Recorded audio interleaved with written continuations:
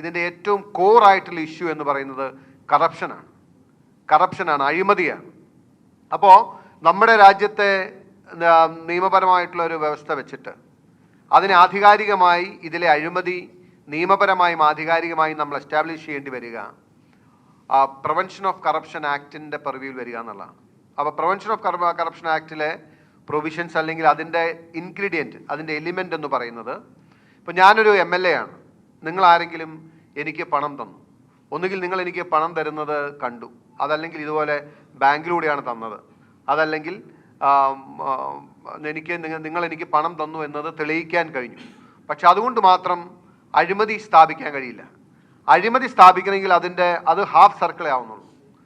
Other half circle കൂടി പൂർത്തിയാക്കിയാലാണ് അഴിമതി എന്ന പറയൂ നമുക്ക് കംപ്ലീറ്റ് ചെയ്യാൻ പറ്റുള്ളൂ. അതർ ഹാഫ് സർക്കിൾ എന്ന് പറയുന്നതാണ് ആ പണം വാങ്ങിയതിന് ഞാൻ നിങ്ങൾക്ക് എന്ത് സേവനം നൽകി, അല്ലെങ്കിൽ നൽകാൻ ശ്രമിച്ചു, അതിനുവേണ്ടി പരിശ്രമിച്ചു, നിങ്ങൾക്ക് വേണ്ടി എന്ത് സേവനം, എന്ത് ഔദാര്യം, അല്ലെങ്കിൽ എന്ത് കാര്യമാണ് ഞാൻ ചെയ്തത്. ഈ സർക്കിൾ കൂടി പൂർത്തീകരിച്ചാലാണ് അഴിമതി എന്നത് നമുക്ക് എസ്റ്റാബ്ലിഷ് ചെയ്യാൻ പറ്റത്തുള്ളൂ. ആക്ച്വലി ഇതിലെ കൾപ്രിറ്റ് എന്ന് പറയുന്നത് മുഖ്യമന്ത്രി ഹിംസെൽഫാണ്. 20/12/2016 മുതൽ 3 വർഷമായി തൻ്റെ മകൾക്ക് 8 ലക്ഷം രൂപ വീതം നൽകുന്ന കമ്പനിയുടെ താല്പര്യത്തിന് അനുകൂലമായി തീരുമാനമെടുക്കണോ, അതിന് വിരുദ്ധമായി തീരുമാനമെടുക്കണോ എന്ന് അങ്ങ് ചിന്തിച്ച് തീരുമാനമെടുത്തിട്ട് ഈ കൈകൾ ശുദ്ധമാണെന്ന് നിങ്ങൾക്ക് എങ്ങനെയാണ് ജനങ്ങളോട് പറയാൻ കഴിയുക എന്ന് അദ്ദേഹത്തെ മുന്നിൽ നിർത്തി നിയമസഭയിൽ ചോദിക്കണമെന്ന് എനിക്കൊരു ആഗ്രഹം ഉണ്ടായിരുന്നു. അതിനു വേണ്ടിയിട്ടാണ് ഞാൻ നിയമസഭയിൽ ഈ കാര്യം ഉന്നയിക്കാൻ ആഗ്രഹിച്ചത്. അപ്പോൾ ലെറ്റ് സ്റ്റാർട്ട്. ഞാനിപ്പോൾ ഇന്നിവിടെ ഈ പത്രസമ്മേളനം നടത്താനുള്ള സാഹചര്യം എന്താണെന്നുള്ളത് നിങ്ങൾക്കറിയാം. ഞാൻ ഈ വിഷയം യഥാർത്ഥത്തിൽ നിയമസഭയിൽ ഉന്നയിക്കണം എന്നാണ് ആഗ്രഹിച്ചത്. അതിന് 2 കാര്യമുണ്ടായിരുന്നു. ഒന്ന്, കേരള പൊതുസമൂഹത്തിന് മുമ്പിൽ ആവർത്തിച്ച് ഈ വിഷയം ഉയർത്തുകയും ഉന്നയിക്കുകയും ഇതിൻ്റെ കാര്യങ്ങൾ ജനങ്ങളോട് തുറന്നു പറയുകയും ചെയ്ത ഒരു വ്യക്തി എന്ന നിലയിൽ ഇത് സംബന്ധിച്ച് നമ്മൾ വെളിപ്പെടുത്തലുകളോ അല്ലെങ്കിൽ കണ്ടെത്തലുകളോ അല്ലെങ്കിൽ രേഖകളോ ഒക്കെ സമർപ്പിക്കുമ്പോൾ അതേറ്റവും ആധികാരികമായിരിക്കണം, അതേറ്റവും ഉത്തരവാദിത്വത്തോടു കൂടിയുള്ളതായിരിക്കണം എന്നതുകൊണ്ടാണ് നിയമസഭ എന്ന വേദി തന്നെ ഇതിന് തിരഞ്ഞെടുക്കാം എന്ന് ഞാൻ വിചാരിച്ചത്. കാരണം എന്നെ തിരഞ്ഞെടുത്ത് അയച്ച ജനങ്ങൾക്ക്, ഞാൻ പ്രതിപക്ഷത്താണ്, അല്ലെങ്കിൽ പ്രതിപക്ഷ മുന്നണിയുടെ ഭാഗമാണ്.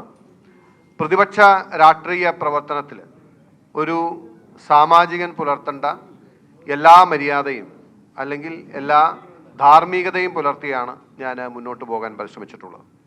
അപ്പോൾ അതുകൊണ്ട് തന്നെ ഏറ്റവും അപ്രോപ്രിയേറ്റ് ആയിട്ടുള്ള ഫോറം ഇതുപോലൊരു പത്രസമ്മേളനം എന്ന് പറയുമ്പോൾ അതിൻ്റേതായ കാരണം മാർക്കും എന്തും അല്ലെങ്കിൽ പറയാതെ മറ്റുള്ളവർക്ക് വേണമെങ്കിൽ അവഗണിക്കാം, അല്ലെങ്കിൽ പല കാര്യങ്ങൾ. പക്ഷെ നിയമസഭയിൽ ഞാൻ പറയുന്ന കാര്യങ്ങൾ അത് റെക്കോർഡിക്കലായിട്ട് അവിടെ ഉണ്ടാവുകയും എഴുതി ഉന്നയിക്കുന്ന ആരോപണത്തിന് മറുവശത്തു നിന്നും മറുപടി പറയുന്നില്ല എങ്കിൽ ആ ആരോപണം അംഗീകരിച്ചതായി കണക്കാക്കുകയും ചെയ്യേണ്ടി വരും.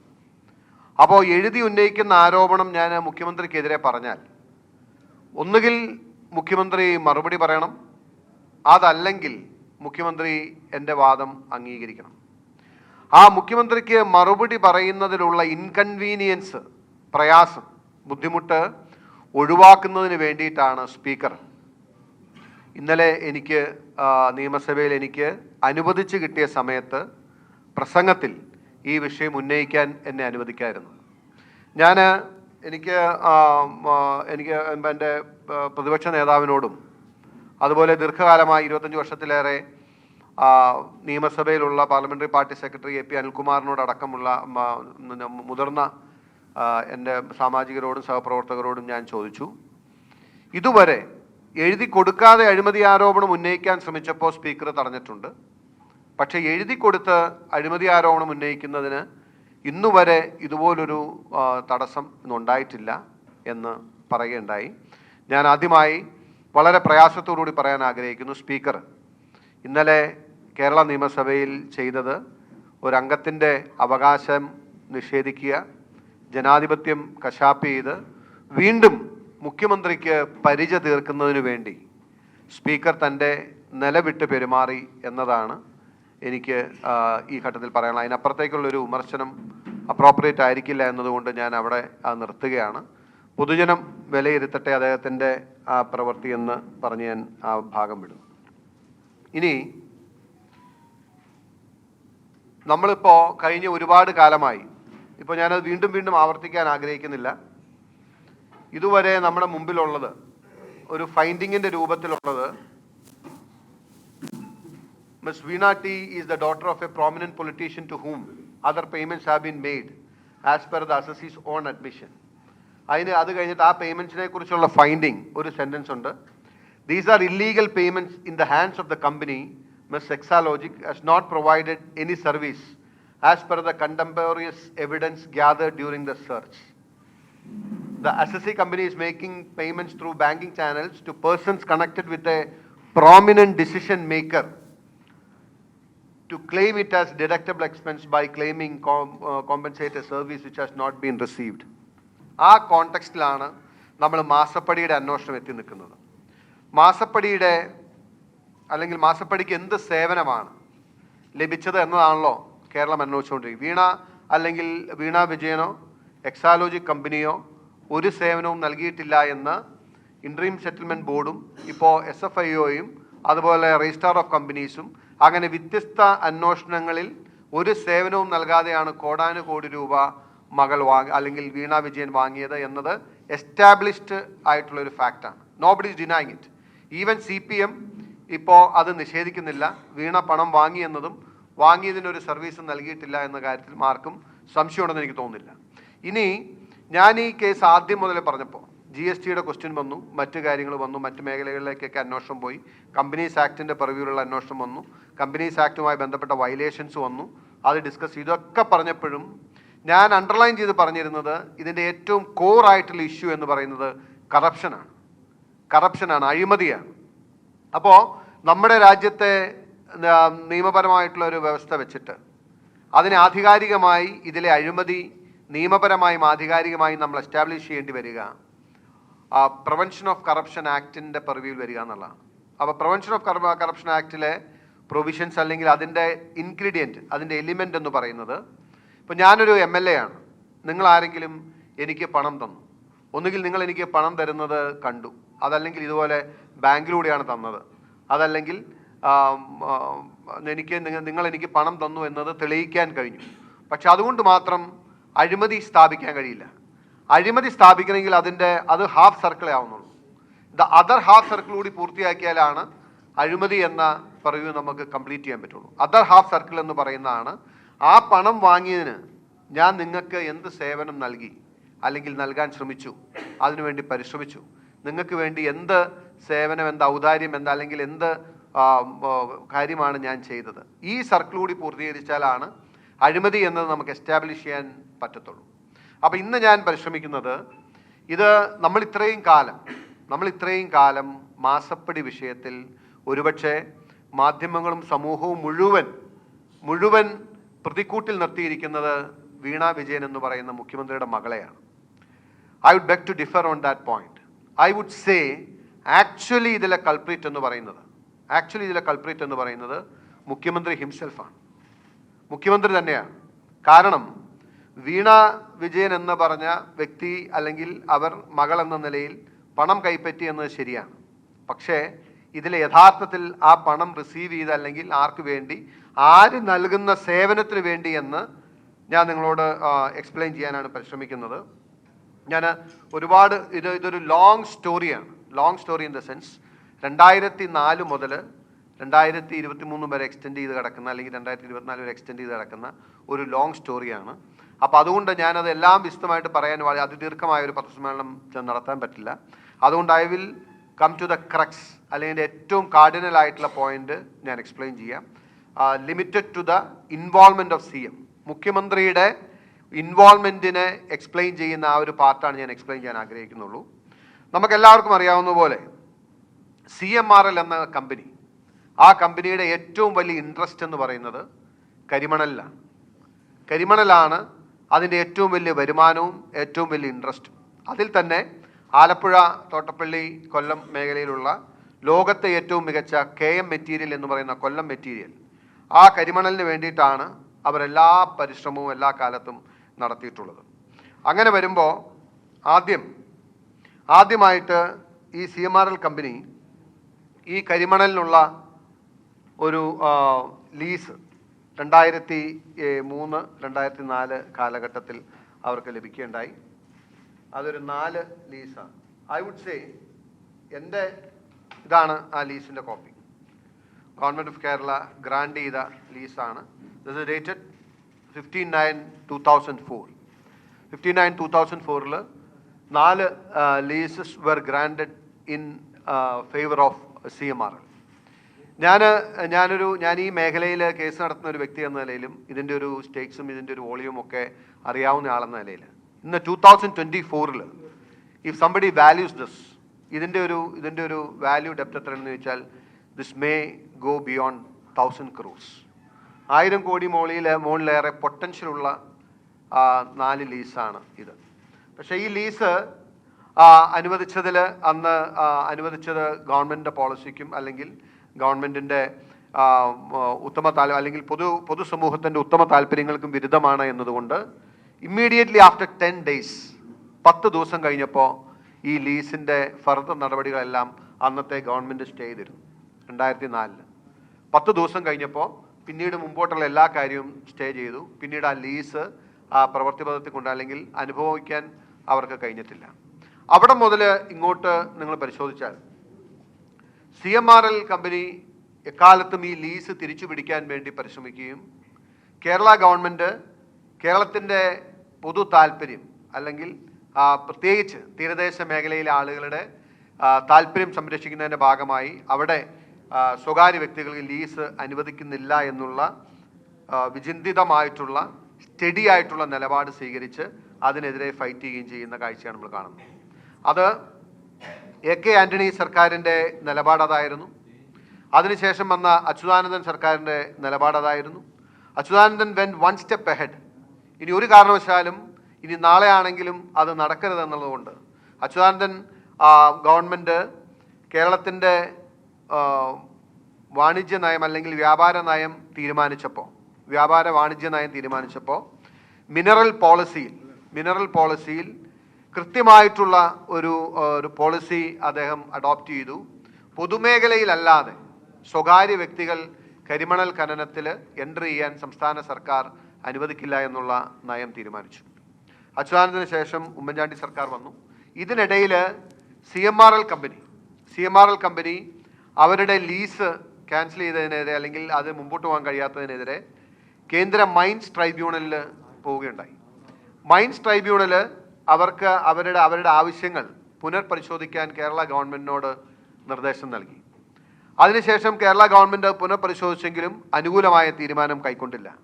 ആ തീരുമാനത്തിനെതിരെ ആദ്യം ഹൈക്കോടതിയിൽ പോയി. ഹൈക്കോടതി സിംഗിൾ ബെഞ്ച് CMRLന് അനുകൂലമായി ഉത്തരവിട്ടു. അപ്പോഴും ഗവൺമെൻറ് ആ ലീസ് പ്രവൃത്തിപഥത്തിലാക്കാൻ, ലീസ് അനുവദിക്കാൻ അല്ലെങ്കിൽ ലീസ് എക്സിക്യൂട്ട് ചെയ്യാൻ തയ്യാറായില്ല. ഗവൺമെൻറ് ഡിവിഷൻ ബെഞ്ചിൽ അപ്പീൽ പോയി. ഡിവിഷൻ ബെഞ്ചിൻ്റെ തീരുമാനവും CMRLന് അനുകൂലമായപ്പോൾ സ്വാഭാവികമായിട്ടും അന്നും ആ തീരുമാനം അനുകൂലമായി വന്നപ്പോഴും അധികാരത്തിലിരുന്ന സർക്കാർ ആ ലീസ് എക്സിക്യൂട്ട് ചെയ്യാനോ ലീസിന് അനുകൂലമായോ നിലപാട് സ്വീകരിച്ചില്ല. പിന്നീട് അതിനുമെതിരെ സുപ്രീം കോടതിയിൽ സ്റ്റേറ്റ് അപ്പീൽ പോയി. ഉമ്മൻചാണ്ടി സർക്കാരിൻ്റെ കാലത്താണ് സുപ്രീം കോടതിയിൽ അപ്പീൽ പോയി CMRL കമ്പനിക്ക് ആ ലീസ് എക്സിക്യൂട്ട് ചെയ്ത് കൊടുക്കാതെ ഫൈറ്റ് ചെയ്ത് ടുവേഴ്സ് ദ എൻഡ് ആ സുപ്രീം കോടതി വിധി. ഇനി അവിടെ നിന്നാണ് നമ്മുടെ ഇത് ആരംഭിക്കേണ്ടത്.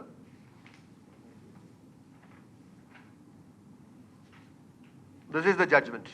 3 അംഗ ബെഞ്ച് പരിഗണിച്ച കേസിൽ ഒരു സിംഗിൾ ജഡ്ജ് ജസ്റ്റിസ് ഭാനുമതി സംസ്ഥാന സർക്കാരിൻ്റെ വാദങ്ങൾ മുഴുവൻ അംഗീകരിച്ച് ഡിസന്റ് നോട്ട് എഴുതുകയും എന്നാൽ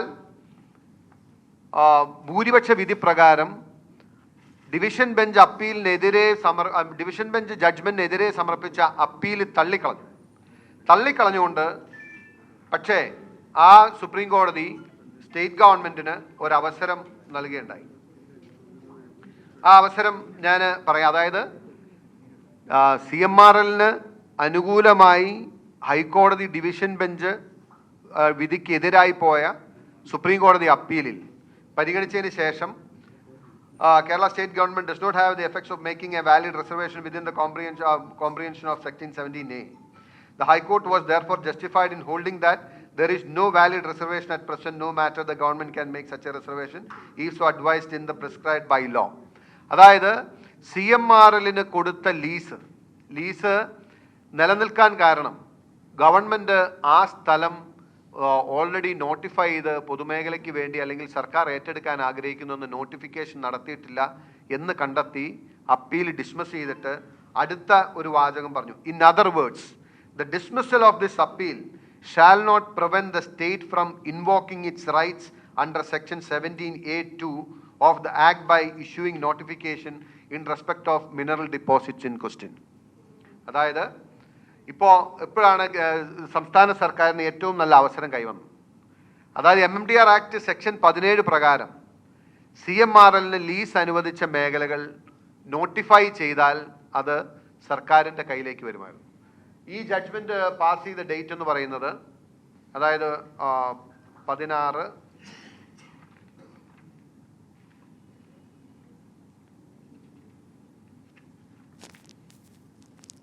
ഏപ്രിൽ 8, 2016 8 ഏപ്രിൽ 2016 ഈ ജഡ്ജ്മെന്റ് വരുന്നു. ആ ജഡ്ജ്മെന്റ് പ്രകാരം ഈ കേരള ഗവൺമെന്റ് നടത്തിയ ലോങ് ഫൈറ്റ്, അതായത് CMRLന് 2004 അനുവദിച്ചിരുന്ന ആ ലീസ് തിരിച്ചു പിടിക്കാൻ ആ ഏരിയ സംസ്ഥാന സർക്കാരിന് ഏറ്റെടുക്കാൻ കഴിയുന്ന നിയമപരമായിട്ടുള്ള അവസരം കിട്ടിയ ആ ഒരു വരിയാണ് ഞാൻ നിങ്ങൾക്ക് വായിച്ചത്. ഗവൺമെൻറ്റിന് നോട്ടിഫൈ ചെയ്ത് തിരിച്ചെടുക്കുന്നതിന് തടസ്സമില്ല എന്ന് പറഞ്ഞു. 25/5/2016 ഞാൻ പറഞ്ഞ ഏപ്രിൽ 8, 2016 ഈ വിധി വരുന്നു. ഏപ്രിൽ കഴിഞ്ഞിട്ട് മെയ് 25 പിണറായി വിജയൻ സർക്കാർ അധികാരത്തിൽ വരികയാണ്. 25/5/2016 പിണറായി വിജയൻ അധികാരത്തിൽ വന്നു. അധികാരത്തിൽ വന്നതിന് പിന്നാലെ 20/12/2016 മുതൽ വീണയ്ക്ക് മാസാമാസം 5 ലക്ഷം രൂപ CMRL നൽകുകയാണ്. CMRLന്റെ ഏറ്റവും വലിയ ആവശ്യമെന്ന് പറയുന്നത് ഈ ലീസ് അവർക്ക് അനുവദിച്ച് കിട്ടണം എന്നുള്ളതാണ്. അവരതിനു വേണ്ടിയിട്ടുള്ള കാലാകാലങ്ങളിൽ സർക്കാരുകൾക്ക് നിവേദനം നൽകുന്നു. പിണറായി വിജയൻ്റെ മുമ്പിലും അന്നത്തെ ഗവൺമെൻറ് മുമ്പിലും CMRL നിവേദനം നൽകി ഞങ്ങൾക്ക് ഈ ലീസ് അനുവദിച്ചു തരണം എന്നാവശ്യപ്പെടുന്നു. പിണറായി വിജയൻ അധികാരത്തിൽ വന്നത് 25/5/2016 ഏകദേശം 6 മാസം കഴിഞ്ഞ മുതൽ 20/12/2016 മുതൽ വീണയുടെ അക്കൗണ്ടിലേക്ക് എല്ലാ മാസവും 5 ലക്ഷം രൂപ വീതം CMRL കൊടുത്തുകൊണ്ടിരിക്കുന്നു. അതിനുശേഷം 2/3/2017 ആയപ്പോൾ ഈ 5 ലക്ഷം കൂടാതെ എക്സാലോജിക് എന്ന് പറയുന്ന കമ്പനിയിലേക്ക് 3 ലക്ഷം രൂപ വീതം വീണ്ടും CMRL കൊടുത്തുകൊണ്ടിരിക്കുകയാണ്.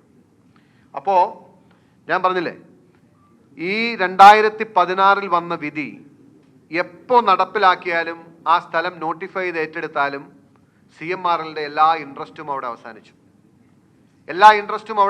എന്ന് പറഞ്ഞാൽ പിന്നെ CMRLന് ഈ ലീസുമായി ബന്ധപ്പെട്ട് ഒരു സാധ്യതയും നിലനിൽക്കുന്നില്ല. അപ്പോൾ അങ്ങനെ ഇരിക്കെ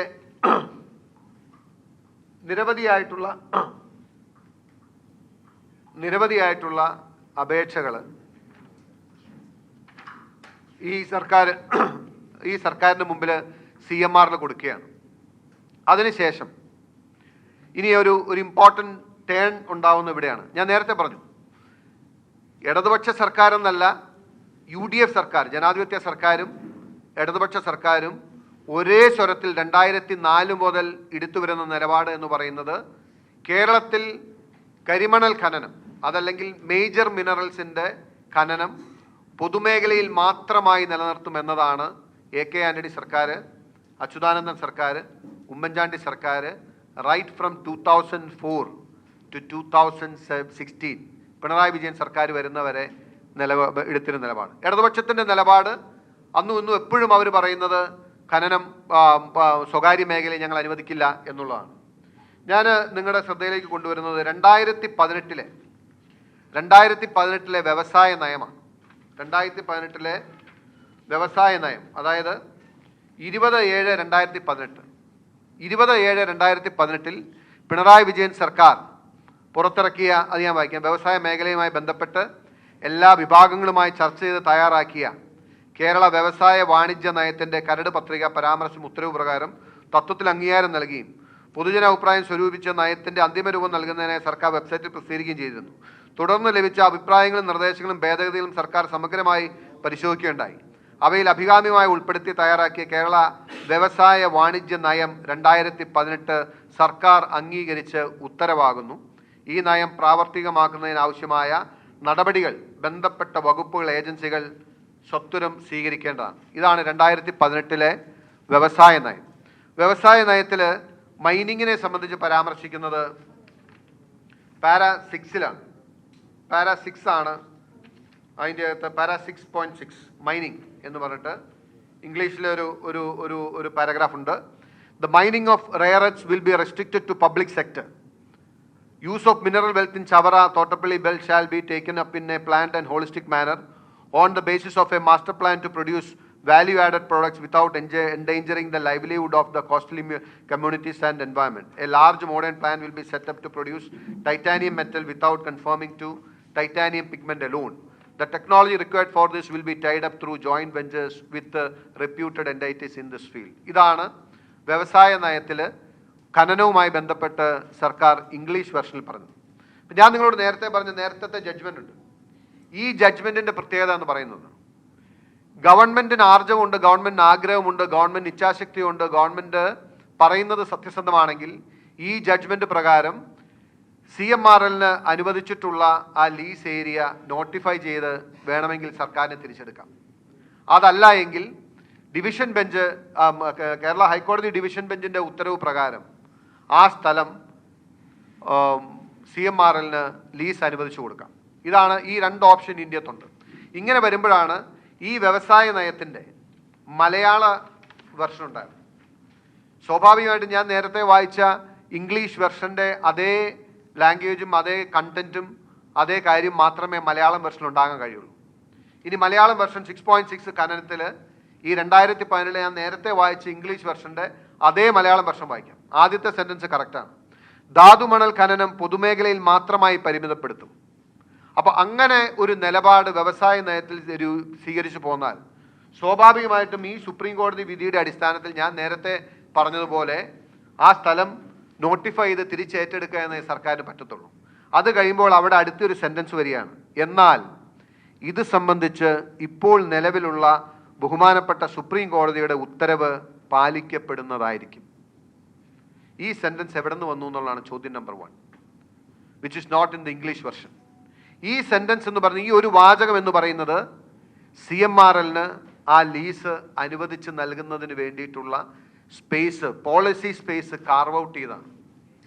ഞങ്ങൾ പൊതുമേഖലയിലെ ഖനനം അനുവദിക്കുള്ളൂ എന്ന് പറയുമ്പോൾ തന്നെ CMRLന് വേണ്ടി ഒരു വരി വാചകം ഇപ്പോഴത്തെ സുപ്രീം കോടതിയുടെ ഉത്തരവ് പാലിക്കപ്പെടുന്നതായിരിക്കുമെന്ന് പറഞ്ഞത് അവർക്ക് വേണ്ടിയിട്ടാണ്.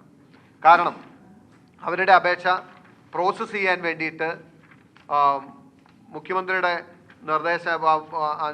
മുഖ്യമന്ത്രിക്ക് കൊടുത്ത നിവേദനത്തിൻ്റെയും മറ്റു മന്ത്രിമാർക്ക് കൊടുത്തതിൻ്റെ നിവേദനത്തിൻ്റെ അടിസ്ഥാനത്തിൽ ആ പ്രോസസ്സിംഗ് നടന്നുകൊണ്ടിരിക്കുകയാണ്. ഉദ്യോഗസ്ഥർ താഴെത്തട്ടിൽ എഴുതിയിരുന്നത് സർക്കാരിൻ്റെ നയം പരിശോധിക്കുമ്പോൾ ഇത് ചെയ്യാൻ കഴിയില്ല, സർക്കാരിൻ്റെ നയം ഈ നിലയിലാണ്, സർക്കാർ പൊതുമേഖലയിൽ മാത്രം അനുവദിക്കുമെന്ന് പറയുമ്പോൾ ലീസ് അനുവദിച്ചു കൊടുക്കാൻ കഴിയില്ല. ഇതുമായി ബന്ധപ്പെട്ട നിയമോപദേശമെല്ലാം അവരെടുത്തു. നിയമോപദേശം എടുത്തപ്പോൾ സർക്കാരിന് ഈ ലീസ് നൽകണമെന്ന് നിർബന്ധമില്ല എന്നെല്ലാം പറഞ്ഞു. അപ്പോൾ ഇങ്ങനെ ഈ പ്രോസസ്സ് നടന്നുകൊണ്ടിരിക്കുന്ന സമയത്തെല്ലാം വീണ വിജയൻ്റെ അക്കൗണ്ടിലേക്ക് ഓരോ മാസവും 5ഉം 3ഉം 8 ലക്ഷം രൂപ മാസാമാസം വന്നുകൊണ്ടിരിക്കുന്നു. അതുകൂടാതെ വലിയ തുക സംഭാവനയായി കൊടുത്ത PV എന്ന പേരും പിണറായി വിജയൻ്റെ പേരും മറ്റേ ഞാൻ നേരത്തെ വായിച്ച ഇൻട്രീം സെറ്റിൽമെൻറ്റ് ബോർഡിൻ്റെ ഇതിലുണ്ട്. അപ്പോൾ എവിടേക്ക് എന്തോരം പണം പമ്പ് ചെയ്തു എന്ന് നമുക്കറിയില്ല. ഇങ്ങനെ ഇരിക്കുമ്പോഴാണ് ഇടുത്തി പോലെ മറ്റൊരു ഡെവലപ്മെൻ്റ് ഉണ്ടായത്. 2018-19 സംസ്ഥാന സർക്കാർ ഇത് പോസിറ്റീവായി പ്രോസസ്സ് ചെയ്തുകൊണ്ടിരിക്കുമ്പോൾ കേന്ദ്ര സർക്കാരിൻ്റെ തീരുമാനമുണ്ടായി. ആറ്റമിക് മിനറൽസുമായി ബന്ധപ്പെട്ട എല്ലാ സ്വകാര്യ ഖനനാനുമതികളും റദ്ദ് ചെയ്യാൻ തീരുമാനമുണ്ടായി. കേന്ദ്ര സർക്കാരിൻ്റെ തീരുമാനം. കേന്ദ്ര സർക്കാർ atomic concession rules 2019 2019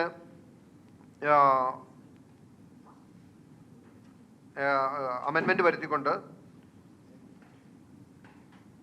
on 22/2019, Government of India amended the atomic mineral concession rules and brought down the threshold value from 0.75 to 00. With this amendment, only government companies are allowed to mine beach and mineral in the country, as all beach and mineral deposits comes under the category above the threshold value, since the value is 0. അതായത് 20/2/2019 ഈ രാജ്യത്ത് നിലനിൽക്കുന്ന എല്ലാ atomic concession mineral മൈൻസും അല്ലെങ്കിൽ mining പെർമിഷൻസും cancel ചെയ്യാൻ തീരുമാനം എടുക്കുകയും അതിൻ്റെ വെളിച്ചത്തിൽ 1/3/2019 in addition on 1/3/2019 Ministry of Mines issued an order for premature termination of all mineral concessions of beach and minerals held by private companies and instructed to take necessary action in this regard. In this connection, on 19/3/2019, Ministry of Mines issued a letter to all principal secretaries in charge to determine the lease held by private companies. അതായത് ഈ 19/3/2019 എല്ലാ mineral കൺസെഷൻസും cancel ചെയ്യാൻ കേന്ദ്ര സർക്കാർ ഉത്തരവിട്ടതിൻ്റെ പിന്നാലെ സ്വാഭാവികമായിട്ടും കേരളത്തിലെ mining and geology department അതിൻ്റെ പ്രോസസ്സ് സ്റ്റാർട്ട് ചെയ്ത് ഇവരോട് ഈ ലീസ് ടെർമിനേറ്റ് ചെയ്യാൻ വേണ്ടി 2004 കൊടുത്തു എന്ന് പറയുന്ന ലീസ് ടെർമിനേറ്റ് ചെയ്യാൻ വേണ്ട നടപടികളുമായി മുന്നോട്ട് പോയി അവർ ഓരോ ഘട്ടങ്ങളിലും അതിൻ്റെ പ്രോസസ്സ് കംപ്ലീറ്റ് ചെയ്ത് ലീഗൽ ഒപ്പീനിയൻ വാങ്ങി ലാസ്റ്റ് ലീസ് ടെർമിനേറ്റ് ചെയ്ത ഡോക്യുമെൻ്റാണ് എൻ്റെ കയ്യിലുള്ളത്. അപ്പോൾ ടെർമിനേറ്റ് ചെയ്യുന്ന ആ ഒരു തീരുമാനമെടുത്തത് 12/4/2019 12/4/2019 ഈ തീരുമാനമെടുത്ത് കഴിഞ്ഞപ്പോൾ ആ തീരുമാനം പ്രാബല്യത്തിലായി നോട്ടിഫൈ ചെയ്ത് സംസ്ഥാന സർക്കാർ തിരിച്ചെടുക്കാനുള്ള പ്രോസസ്സ് നടന്നുകൊണ്ടിരിക്കുമ്പോൾ അപ്പോൾ ലീസ് ക്യാൻസലായി കഴിഞ്ഞാൽ പിന്നെ സ്വാഭാവികമായിട്ടും സർക്കാരിന് ആ സുപ്രീം കോടതി വിധി പ്രകാരം നോട്ടിഫിക്കേഷൻ ഇറക്കി വളരെ നിസ്സാരമായിട്ട് ആ സ്ഥലം തിരിച്ചെടുക്കാനുള്ള നോട്ടിഫിക്കേഷൻ നടന്നുകൊണ്ടിരിക്കുമ്പോൾ പിണറായി വിജയന് നേരിട്ട് CMRL കമ്പനി ഒരു നിവേദനം നൽകി. അങ്ങ് ഫയൽ വിളിച്ചു വരുത്തി ഞങ്ങൾക്ക് അനുകൂലമായ തീരുമാനമെടുക്കണം. ഇത് സംബന്ധിച്ച് ആദ്യത്തെ ഇൻവോൾവ്മെൻ്റ് ഉണ്ടാകുന്നത്, അതായത് ഇത് സംബന്ധിച്ച് പ്രിൻസിപ്പൽ സെക്രട്ടറി ഇൻഡസ്ട്രീസിനോട് ഇത് സംബന്ധിച്ച നോട്ട് കൊണ്ടുവരാൻ പറയുകയാണ്. അതിൻ്റെ അകത്ത് PS മാർക്ക് ചെയ്ത് ഇതാണ് ഒരു ക്രൂഷ്യൽ ഡോക്യുമെൻ്റ് എന്ന് പറയുന്നത്. ഇത് 27/8/2019 അതായത് CMRLൻ്റെ നിലവിൽ കയ്യിലുണ്ടായിരുന്ന ലീസ് നഷ്ടപ്പെടും എന്ന സ്ഥിതി വന്നതിന് ശേഷം അത് സേവ് ചെയ്യാൻ മാർഗമുണ്ടോ എന്ന് CMRL പരിശോധിക്കുമ്പോൾ മൈനിങ് ആൻഡ് ജിയോളജി ഡിപ്പാർട്ട്മെൻറ്റിൽ നിന്നും അത് സാധിക്കില്ല എന്ന് പറഞ്ഞ് ടെർമിനേഷന് വേണ്ടി മുമ്പോട്ട് പോയപ്പോൾ അവർ CMനെ സമീപിച്ചതിൻ്റെ പിന്നാലെ ഈ നോട്ടിൽ കുറിച്ചിട്ടുള്ള വാചകം ഞാൻ നിങ്ങൾക്ക് വേണ്ടി വായിക്കാം. ഈ നോട്ടിൽ കുറിച്ചിട്ടുള്ള വാചകം, please process this. He may need a in principle approval before sending for law vetting. Next sentence is very crucial. CM is reviewing this on 4/9/2019. Let's be ready with the PPT. CM is reviewing this on 4/9/2019. Let us be ready with the PPT. അതായത് സാധാരണഗതിയിൽ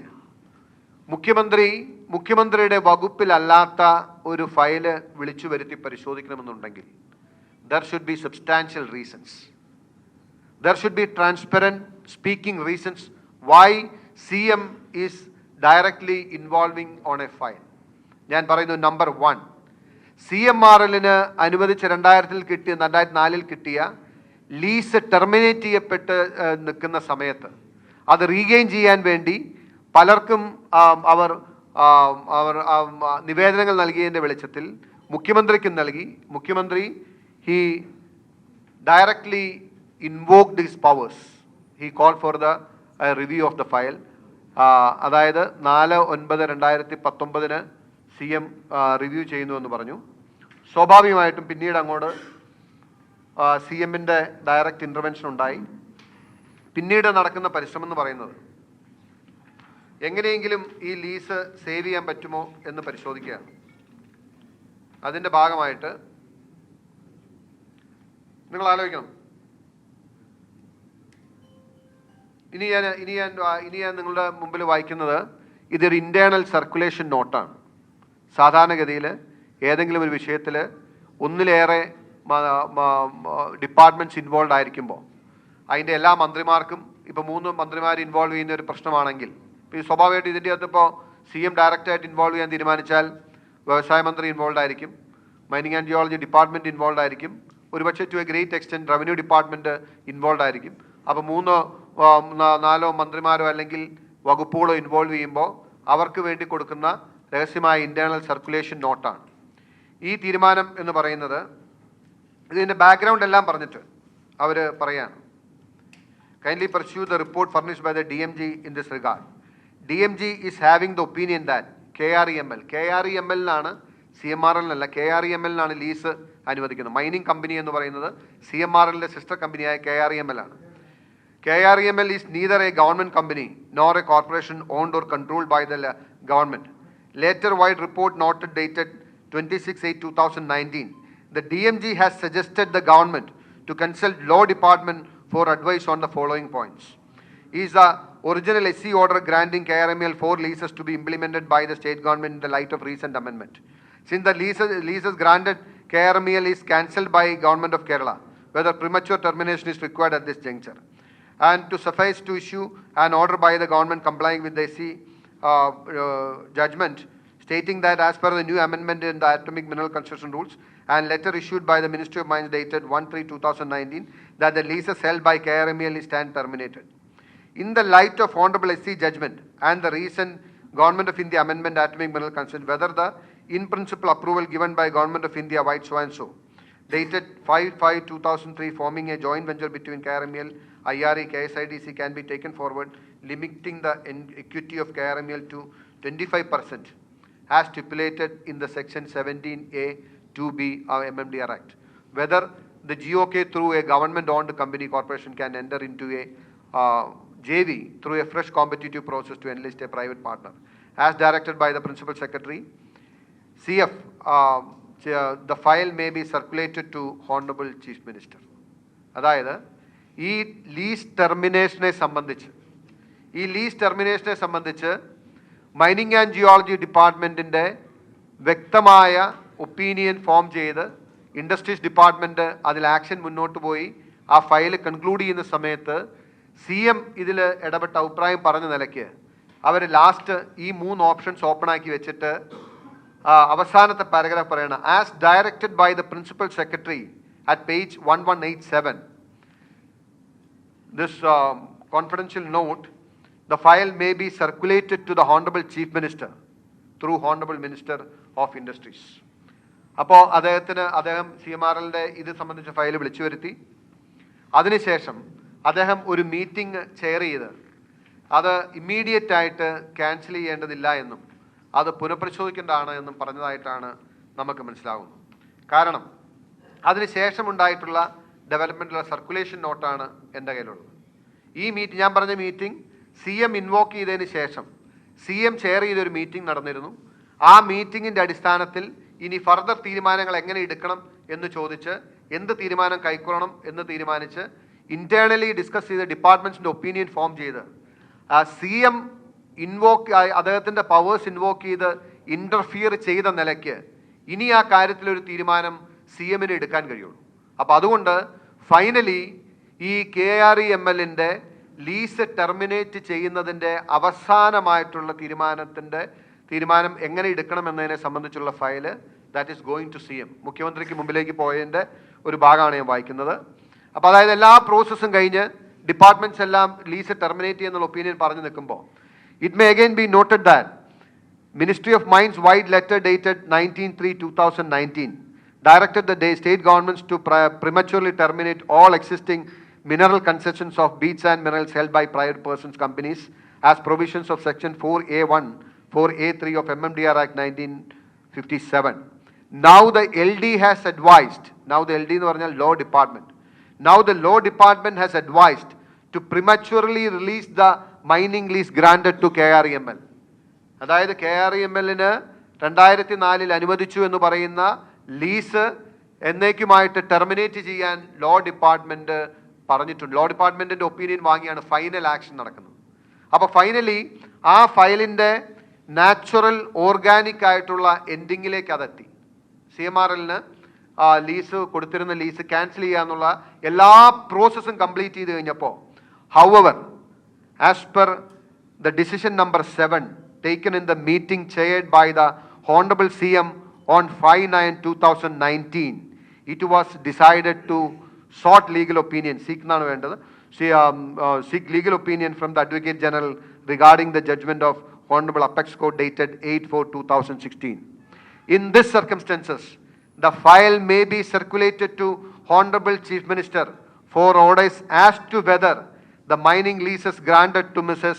KREML may be prematurely terminated in view of remarks tendered by the Law Department and the decision issued by the Government of India dated 19/3/2019, and the remaining pending application of the KREML may be rejected in the light of the amendment dated 19/2/2019 and 20/2/2019 on AMCR 2016, or advice of the Advocate General may be sought for regarding the compliance of the judgment of the Honorable Supreme Court dated 8/4/2016 as decided on the meeting held on 5/9/2019. നിങ്ങൾക്ക് പെട്ടെന്ന് clear ആയി കാണില്ല, ഞാൻ പറയാം.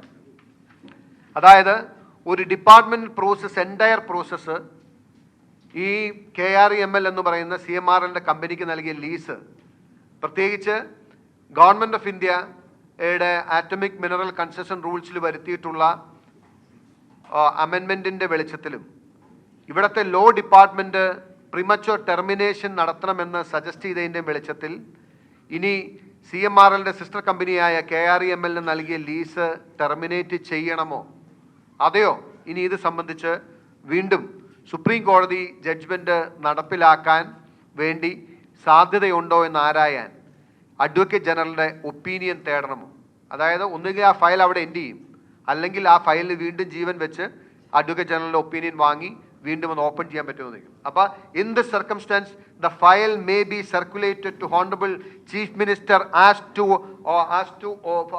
Chief Minister for orders as to whether മുഖ്യമന്ത്രിയുടെ തീരുമാനമാണ് വേണ്ടത്. ഈ നോട്ട് അദ്ദേഹത്തിന്റെ മുമ്പിലേക്ക് പോകുന്ന ഡേറ്റ് എന്ന് പറയുന്നത് 19/10/2019 19/10/2019. എനിക്ക് നിയമസഭയിൽ ഒരേ ഒരു കാര്യം ചോദിക്കണമെന്ന് ആഗ്രഹം ഉണ്ടായിരുന്നു. 19/10/2019 CMRLന്റെ സിസ്റ്റർ കൺസേൺ ആയ KREMLന്റെ ലീസ് ടെർമിനേറ്റ് ചെയ്യണോ അതെയോ അത് സംബന്ധിച്ച് ലീഗൽ ഒപ്പീനിയൻ വീണ്ടും ചോദിക്കാൻ അഡ്വക്കേറ്റ് ജനറൽ വിടണമോ എന്ന തീരുമാനമെടുക്കാൻ വേണ്ടി മുഖ്യമന്ത്രിയുടെ മുമ്പിലേക്ക് ഫയൽ വരുമ്പോൾ, ആർന്റ് യു അവെയർ, നിങ്ങൾക്കറിയില്ലേ, 20/12/2016 മുതൽ 3 വർഷമായി തൻ്റെ മകൾക്ക് 8 ലക്ഷം രൂപ വീതം നൽകുന്ന കമ്പനിയുടെ താല്പര്യത്തിന് അനുകൂലമായി തീരുമാനമെടുക്കണോ അതിന് വിരുദ്ധമായി തീരുമാനമെടുക്കണോ എന്ന് അങ്ങ് ചിന്തിച്ച് തീരുമാനമെടുത്തിട്ട് ഈ കൈകൾ ശുദ്ധമാണെന്ന് നിങ്ങൾക്ക് എങ്ങനെയാണ് ജനങ്ങളോട് പറയാൻ കഴിയുക എന്ന് അദ്ദേഹത്തെ മുന്നിൽ നിർത്തി നിയമസഭയിൽ ചോദിക്കണമെന്ന് എനിക്കൊരു ആഗ്രഹം ഉണ്ടായിരുന്നു. അതിനു വേണ്ടിയിട്ടാണ് ഞാൻ നിയമസഭയിൽ ഈ കാര്യം ഉന്നയിക്കാൻ ആഗ്രഹിച്ചത്. അതായത് 3 വർഷത്തിലേറെ 8 ലക്ഷം രൂപ മകൾക്ക് നൽകിക്കൊണ്ടിരിക്കുന്ന ഒരു കമ്പനിയുടെ ലീസ് ടെർമിനേറ്റ് ചെയ്യണം. അതായത് മുഖ്യമന്ത്രി ഇടപെടേണ്ട വിഷയമേ അല്ല ഇത്, അദ്ദേഹത്തിൻ്റെ വകുപ്പല്ല, അദ്ദേഹവുമായി ബന്ധപ്പെട്ട കാര്യങ്ങളില്ല. ആ വകുപ്പ് എല്ലാ നിലയ്ക്കുമുള്ള കാര്യങ്ങൾ പൂർത്തീകരിച്ച് ആ ലീസ് ടെർമിനേറ്റ് ചെയ്യാൻ നിൽക്കുമ്പോൾ നിങ്ങൾ എന്തിനു വേണ്ടിയാണ് ഈ കുറിപ്പിലൂടെ ഈ സാധനം നിങ്ങളുടെ ടേബിളിലേക്ക് വിളിച്ചത്? എന്തിനു വേണ്ടിയിട്ടാണ് CM 5/9 റിവ്യൂ ചെയ്യാൻ തീരുമാനിച്ചത്? എന്തടിസ്ഥാനത്തിലാണ്? ആ റിവ്യൂ ചെയ്ത് ആ തീരുമാനമെടുക്കാനുള്ള സർക്കുലേഷൻ നോട്ട് ലാസ്റ്റ് നിങ്ങളുടെ മുമ്പിൽ വന്നു. നിങ്ങൾ തീരുമാനം ആർക്ക് അനുകൂലമായി എടുത്തു? എന്തുകൊണ്ടെടുത്തു? ഇനിയും നിങ്ങളുടെ കൈകൾ ശുദ്ധമാണ് എന്ന് കേരളത്തിൻ്റെ പൊതുസമൂഹത്തോട് പറയാൻ നിങ്ങൾക്ക് ആർജവമുണ്ടോ എന്ന് ഒരൊറ്റ ചോദ്യം എനിക്ക് ചോദിക്കാനുള്ളൂ. മാസപ്പടിക്ക് കിട്ടിയ സേവനം എന്താണ്, നൽകിയ സേവനം എന്താണ് എന്ന് ഇതിനപ്പുറം ഒരു ലേമാനോ അല്ലെങ്കിൽ ഒരു ജനപ്രതിനിധിക്കോ ജനങ്ങൾക്ക് മുമ്പിൽ തെളിയിക്കാൻ കഴിയില്ല. This is the best. ഇതിനപ്പുറം ഒരു എവിഡൻസ് നമ്മളെ അധികാരത്തിലിരിക്കുന്ന ഒരു സർക്കാർ ഞങ്ങളോടൊപ്പം ഇല്ല. എല്ലാ നിലയ്ക്കും എല്ലാ രേഖകളും സപ്രസ് ചെയ്യാനും ഒളിക്കാനും മറയ്ക്കാനും നിൽക്കുന്ന ഒരു സർക്കാരും മുഖ്യമന്ത്രി നിൽക്കുമ്പോൾ ഇതിനപ്പുറം ഒരു പൊതുസമൂഹത്തിന് മുമ്പിൽ ഈ കാര്യം തുറന്നു കാണിക്കാൻ കഴിയില്ല. വീണ വിജയന് കിട്ടിയിട്ടുള്ള പൈസ എന്ന് പറയുന്നത് മുഖ്യമന്ത്രി പിണറായി വിജയൻ CMRL കമ്പനിക്ക് ചെയ്തു നൽകിയിട്ടുള്ള സേവനങ്ങളുടെയും ആനുകൂല്യങ്ങളുടെയും ഭാഗം. This is only part 1. I'm telling you, this is part 1. There is part 2 and part 3. ഏതൊക്കെ നിലയിൽ പിണറായി വിജയൻ CMRL കമ്പനിയെ സഹായിച്ചിട്ടുണ്ട് എന്ന പാർട്ട് 1 ആണ് ഞാൻ നിങ്ങളോട് പറഞ്ഞത്. There is part 2 and part 3 pending. ഇനി അതായത് ഇത് നിഷേധിക്കുകയാണെങ്കിൽ മുഖ്യമന്ത്രി പറയുകയാണ്, ഒന്നല്ലെങ്കിൽ ഞാൻ നിങ്ങളുടെ മുമ്പിൽ കാണിച്ച ഇതെല്ലാം ഫോർജ്. ഇപ്പം ഇനി നിങ്ങൾ ഒരു കാര്യം കൂടി ചോദിക്കണം. ഞാൻ ഈ പറഞ്ഞ കാര്യങ്ങൾ കേരളത്തിൻ്റെ നിയമസഭയിൽ പറഞ്ഞിരുന്നുവെങ്കിൽ കേരളത്തിൻ്റെ നിയമസഭയുടെ അന്തസ്സ് തകരുമായിരുന്നു എന്ന് പറഞ്ഞാണ് എനിക്ക് എൻ്റെ പ്രസംഗിക്കാനുള്ള അവസരം സ്പീക്കർ നിഷേധിച്ചത്.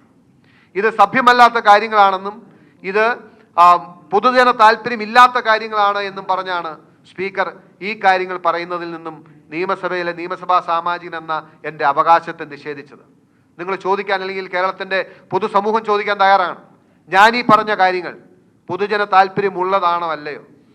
ഞാനീ പറഞ്ഞ കാര്യങ്ങൾ കേരള നിയമസഭയുടെ അന്തസ്സിന് ഇടിവുണ്ടാക്കുന്നതാണോ അല്ലയോ?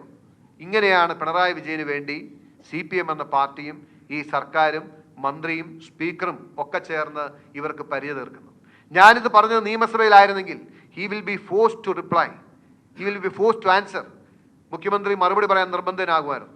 അത് ഒഴിവാക്കുന്നതിന് വേണ്ടിയിട്ടാണ് അദ്ദേഹം എൻ്റെ പ്രസംഗത്തെ തടസ്സപ്പെടുത്തിയത്, അല്ലെങ്കിൽ പ്രസംഗിക്കാൻ അനുവദിക്കായിരുന്നു. മറ്റുമാർ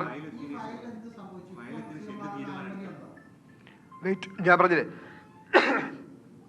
ഈ ഫയലിലെ തീരുമാനം ആറ്റമിക് മിനറൽ കൺസെഷൻ റൂൾസ് അമെൻമെൻറ്റിന് ശേഷം they cannot take it forward എന്ന ഒപ്പീനിയൻ വന്നു. അതിന് ശേഷം ഗവൺമെൻറ് ഓഫ് കേരളയ്ക്ക് ചെയ്യാനുള്ള സാങ്കേതിക ഡിഫിക്കൽറ്റി വന്നു. അങ്ങനെ നിൽക്കണം. ബട്ട് പുള്ളി ആക്ട് ചെയ്തോ ഇല്ലയോ, പുള്ളി എന്ത് തീരുമാനം എടുത്തു എന്നുള്ള മുഖ്യമന്ത്രി ജനങ്ങളോട് പറയട്ടെ. ഇൻഡെസിസീവായിട്ട് നിൽക്കുകയാണ്. യെസ്, ടെർമിനേഷൻ നടന്നിട്ടുണ്ട്. ടെർമിനേഷൻ നടന്നതിന് ശേഷം നോട്ടിഫിക്കേഷൻ നടത്തി ആ ലാൻഡ് സർക്കാർ ഇതുവരെ ഏറ്റെടുത്തിട്ടില്ല.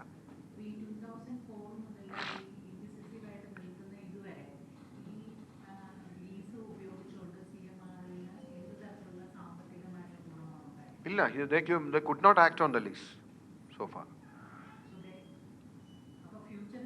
Futuristic ആയിട്ടുള്ള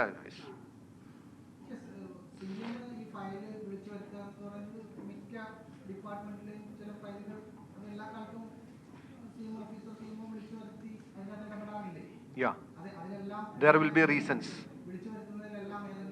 അല്ല, there will be reasons. അദ്ദേഹം പറഞ്ഞാൽ മതി.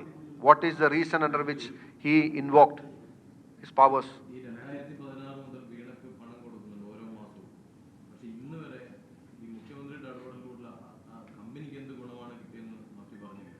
അല്ല, ഞാൻ പറഞ്ഞില്ല, കമ്പനിയുടെ ഏറ്റവും വലിയ ഇൻട്രസ്റ്റ് അല്ലേ ഇത്? അല്ലെങ്കിൽ എന്നെ ടെർമിനേറ്റ് ചെയ്ത് പോകുമായിരുന്നു. ആ സ്ഥലം ഇപ്പോഴും ഫൈനൽ ഡിസിഷൻ അല്ല. ഇതിൻ്റെ അകത്ത് ആ സ്ഥലം ഏറ്റെടുക്കാൻ കഴിയുമായിരുന്നല്ലോ. അത് തന്നെ ഒരു ഫേവർ അല്ലേ? അതായത് ആ ലീസ് ക്യാൻസൽ ചെയ്ത് സ്ഥലം നോട്ടിഫൈ ചെയ്തിട്ട് എൻഡ് ഓഫ് ദ റോഡ് അവിടെ തീർന്നു. അത് ചെയ്യാതിരിക്കുന്ന ഒരു ഫേവർ എല്ലാം തോന്നുന്നുണ്ടോ? ഏറ്റെടുക്കാമായിരുന്നു. അല്ല, ഞാൻ പറയുന്നത് ആ ലീസ് ക്യാൻസൽ ചെയ്ത് സ്ഥലം ഏറ്റെടുക്കാനുള്ള അവസരം വേണ്ടെന്ന് വെച്ചു എന്ന് മാത്രമല്ല, ആ ലീസ് അനുവദിച്ചു കൊടുക്കാൻ പറ്റുമെന്നുള്ള അറ്റംപ്റ്റ് നടത്തിയത് ഇതുവരെ മനസ്സിലായില്ലേ? That's what I am saying. CMRൽ ഗുണം കിട്ടിയ കാര്യങ്ങൾ വരുന്നുണ്ട്. വെയിറ്റ്, ഞാൻ പറഞ്ഞ ഈ ഒരു കാര്യം CM നേരിട്ട് ഇടപെട്ടു എന്നുള്ള കാര്യത്തിൽ സംശയമുണ്ടോ? What was his interest? The file would have naturally ended. What was his interest? Why the CM invoked for the file? Why he interfered in the file? അതിന് മറുപടി പറയണ്ടേ? അതിന് എല്ലാ വ്യവസായ വകുപ്പിൻ്റെ മൈനിങ് ആൻഡ് ജിയോളജിയുടെ എല്ലാം ഇവിടെ എത്രയോ ലീസ് ക്യാൻസൽ ആവുന്നു, എത്രയോ ലീസ് ടെർമിനേറ്റ് ചെയ്യുന്നു, എത്രയോ ലീസ് പുതിയതായിട്ട് ഗ്രാൻഡ് ചെയ്യുന്നു. ഈ CM involve in any manner? No. Why this lease alone? What was his interest? അതാണ്, അതിന് മറുപടി പറഞ്ഞാൽ മതി.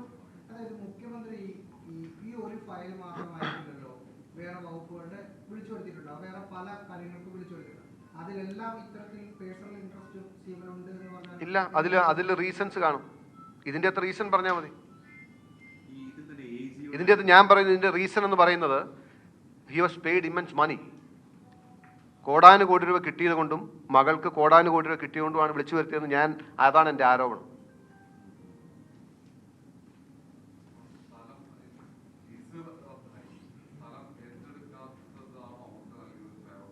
അല്ല, ഒന്ന് സമയത്ത് ഏറ്റെടുക്കുക. ഇതിപ്പോൾ ലീസ് റദ്ദാവാനുള്ള ഏക കാരണം എന്ന് പറയുന്നത് കേന്ദ്ര സർക്കാരിൻ്റെ നിയമത്തിൽ വന്ന അമെൻമെൻ്റാണ്.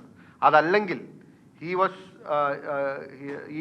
2018 വ്യവസായ നയം പ്രകാരം he was giving away the land, അത് കൊടുക്കുകയായിരുന്നു. അതിനുള്ള പ്രോസസ്സ് പാതി വഴിയിലെത്തി നിൽക്കുമ്പോഴാണ് ഈ കേന്ദ്ര സർക്കാരിൻ്റെ അമെൻമെൻറ്റ് വന്നത്. If it would not have come 101%, this lease would have been granted to CMR.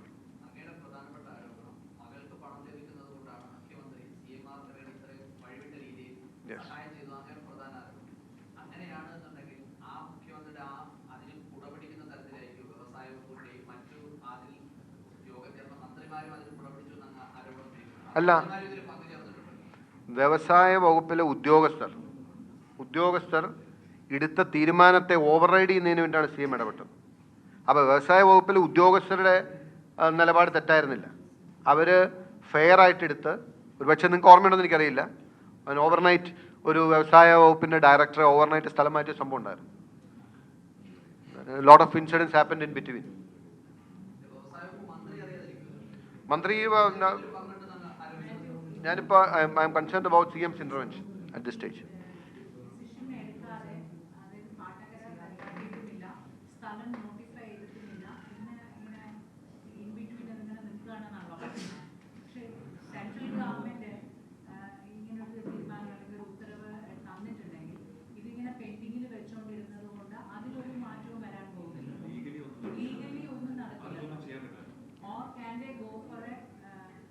അതല്ല ഞാൻ പറഞ്ഞത്, ഒന്ന് നയത്തിൽ മാറ്റം വരുത്തി. It's very clear. ഞാൻ പറഞ്ഞത് ഇത് ഏകദേശം ഒരു 10,600 പേജസ് വരുന്നൊരു ഹോൾ ഫയലാണ്. അത് ഹോൾ ഫയലിൽ if you go through it you will understand the government was about to grant lease, in favour of granting the lease. ആ ഫേവറിന് വേണ്ടിയിട്ടാണ് പൈസ കൊടുത്തത്. They could not complete the process എന്നുള്ളത്, ദാറ്റ് സംതിങ് ഡിഫറെൻറ്റ്. അതായത് കളവ് മുതൽ എടുത്തുകൊണ്ട് പോകാൻ പറ്റിയില്ല എന്നുള്ളതുകൊണ്ട് മോഷണ അറ്റംപ്റ്റ് നടന്നില്ല എന്ന് പറയാൻ പറ്റുമോ? കളവ് മുതൽ എടുക്കാൻ പറ്റാമെന്ന് കേന്ദ്ര സർക്കാരിന് പിടി വന്നുകൊണ്ടാണ്. It's very apparent and clear. അതിനുശേഷം ഈവൻ കേന്ദ്ര സർക്കാർ അമെൻമെൻറ്റ് വന്നതിന് ശേഷവും ഈ ലീസ് ടെർമിനേറ്റ് ചെയ്യാൻ വ്യവസായ വകുപ്പ് തീരുമാനമെടുത്ത് നിൽക്കുമ്പോൾ what was his interest to intervene? What would be the reason?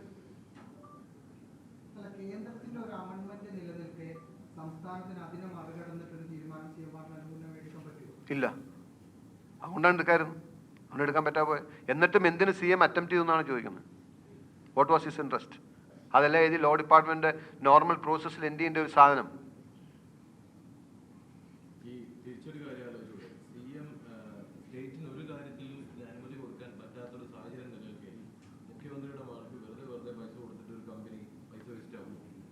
അല്ല, ഈ അറ്റംപ്റ്റ് അത് നടക്കാതിരുന്ന ഏത് വർഷം? ഈ 3 വർഷം കഴിഞ്ഞപ്പോഴല്ലേ? 2016 മുതൽ അധികാരത്തിൽ വന്ന 6 മാസം കഴിഞ്ഞപ്പോൾ പൈസ കൊടുത്തോണ്ടിരിക്കുമല്ലേ? ഈ 19 കഴിഞ്ഞപ്പോഴല്ലേ ഇത് വന്നത്? അത് കഴിഞ്ഞപ്പോൾ other attempts are there. I told you part 2 is there. Wait for that. ഇനി ഇത് കഴിയുമ്പോൾ നിങ്ങൾക്ക് അടുത്ത സംഭവം മനസ്സിലാവും. I am not joking. You will understand എന്തുമാത്രം ഔട്ട് ഓഫ് ദ വേ ഒരു ഗവൺമെന്റ് ഒരു കമ്പനിയുടെ സ്ഥലം സേവ് ചെയ്യാൻ ശ്രമം നടത്തി എന്നുള്ള യു വിൽ അണ്ടർസ്റ്റാൻഡ്.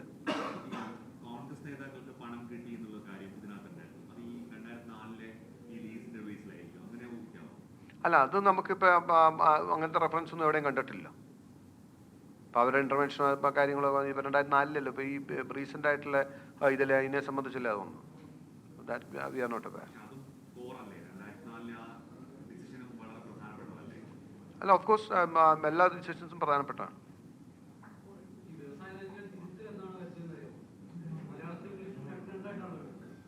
അത് 2018 പോളിസിയിൽ ഇപ്പോഴും അങ്ങനെ നടക്കുവാണ്. You can check even now.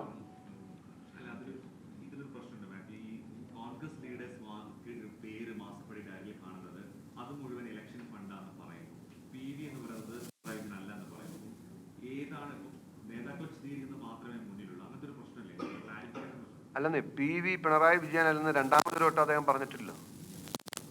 എനിക്ക് അദ്ദേഹത്തോട് നിയമസഭയിലാണ് ചോദിക്കുന്നുണ്ടായിരുന്നു, ഇത്രയും ചെയ്തിട്ട് ഇനിയും നിങ്ങളല്ല എന്ന് പറയാൻ നിങ്ങൾക്ക് ധൈര്യമുണ്ടോ?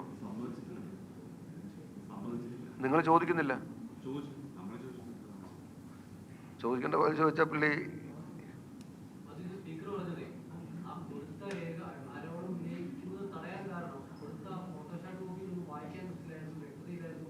നിങ്ങൾ ആരെങ്കിലും വായിച്ചു നോക്കാം. ഞാൻ വായിച്ച് കേൾപ്പിച്ച പുള്ളിനെ ഒന്ന് വായിച്ചു നോക്കിയപ്പോൾ കം. അല്ല, യു ക്യാൻ ചെക്ക് ഇറ്റ്. അല്ല, ഞാൻ പറഞ്ഞത് ഞാൻ അദ്ദേഹത്തെ വായിച്ചിട്ട് അദ്ദേഹത്തിന് വായിക്കാൻ പറ്റുന്നുണ്ടോ നോക്കി. You just verify on your നിങ്ങളുടെ ഒരു സെൻസ് വെച്ച് നോക്കി അദ്ദേഹം പറയുന്നതാണോ ശരി, ഞാൻ പറയുന്നതാണോ ശരിയെന്ന്. യാ,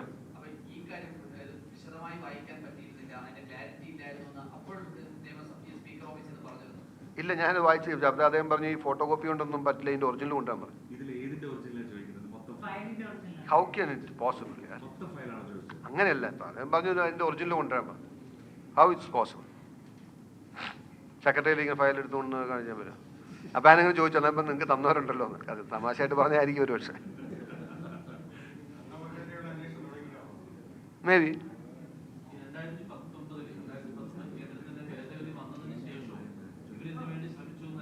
യാ യാ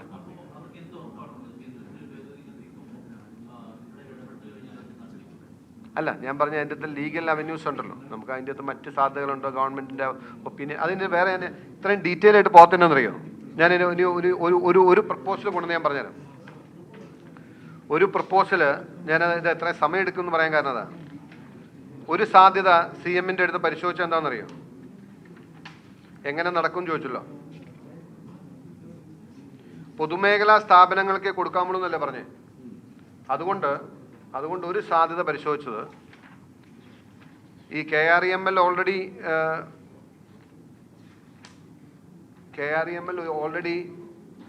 76% അവരുടെ കയ്യിലും ബാക്കി IREയുടെയും KMMLന്റെ കയ്യിലായിരുന്നു.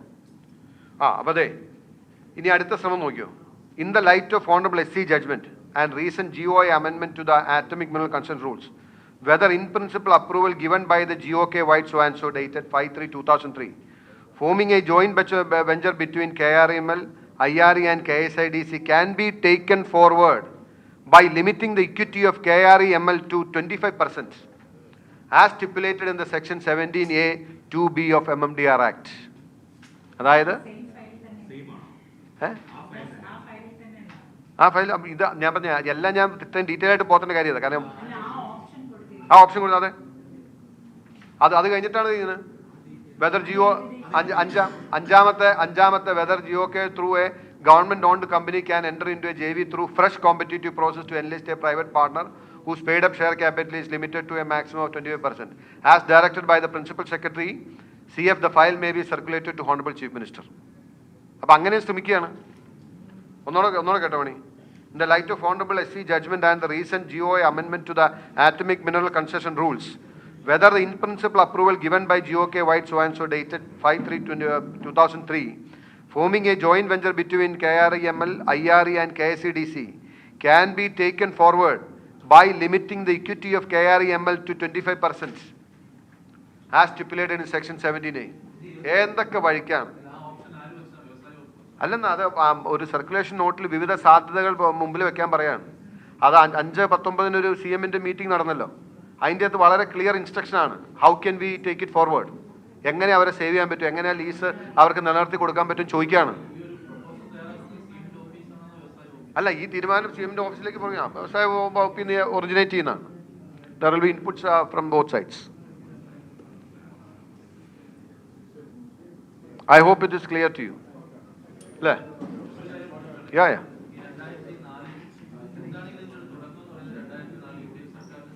യെസ്.